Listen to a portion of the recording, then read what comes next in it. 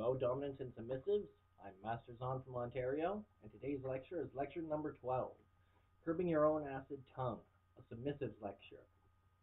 Now, this lecture is meant to help submissives better themselves in one key way, to not argue or make flippant remarks without thinking when orders are given. This lecture was requested, and because my own slave wife has this problem, it was something that I wanted to write up for a time. So some people just can't help but argue or make flippant remarks when orders are given. It's not that they want to argue, don't want to carry out the orders, don't want to serve their dominant, or even that they're being bratty for a punishment. It's just part of their natural personality. It can be really hard for these people to break themselves of that habit. But there are a few things that a submissive can do either on their own, with the help of their dominant, or with other people in general to help curb the acid tongue. One way to help keep from making flippant remarks or arguing is to have set responses to things. To mostly things that, when our orders are given, the submissive argues. If a sub is part pet, let's say a dog, and they normally argue when they're told to go on all fours, then as soon as the order is given or the pet name is used, then the submissive goes down on all fours, unable to say anything first. Now, this isn't to stop the submissive from voicing their opinion or arguing, because a submissive has to be able to say what they want and say how they feel about things. A dominant can never silence their submissive completely. It's to slow them down so that they have time to think about what they're going to say, or ask themselves, is what I was about to say or do wise?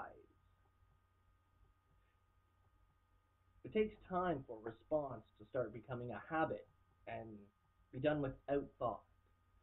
So if one is really truly trying, then it can work, and over time this method will set in to help break them of the flippant remarks or the arguing.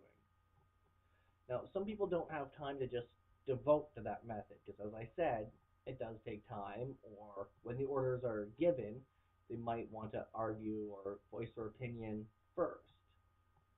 So one thing that you could do is actually set a speech token. Now, a speech token is something that the submissive would have to pick up to be able to speak and have to put down when they're done each time. And again, it's to help give them time to think about what they're going to say and if it's wise. Because if a submissive is always arguing with their dominant, it can actually cause something called dom drop, which is where the dominant feels that they're not worthy of being the dominant or having their submissive.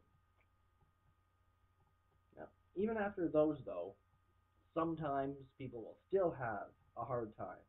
They don't want to argue, but still need to be heard at the same time.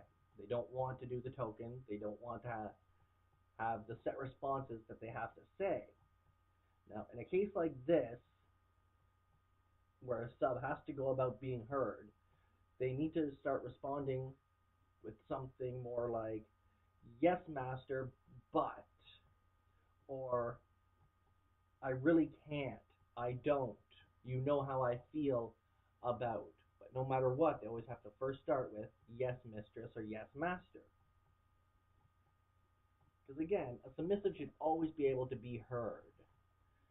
It's important for them to be able to voice their opinion. It's how dominants keep from abusing their submissives. It's how submissives can stay feeling valued and respected.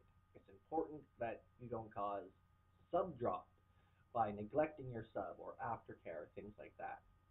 Even for mental tasks like the token, it can wear on a submissive over time, the same way that a dom having to give the same order over and over can wear on them over time.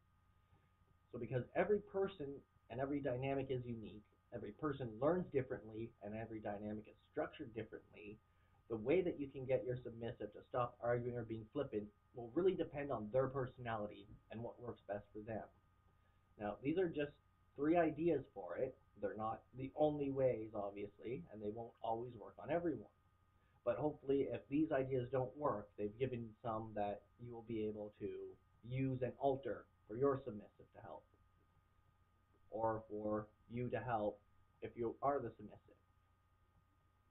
I'm Master Zahn. This has been lecture number 12. thank you for tuning in, and please tune in for the next lecture.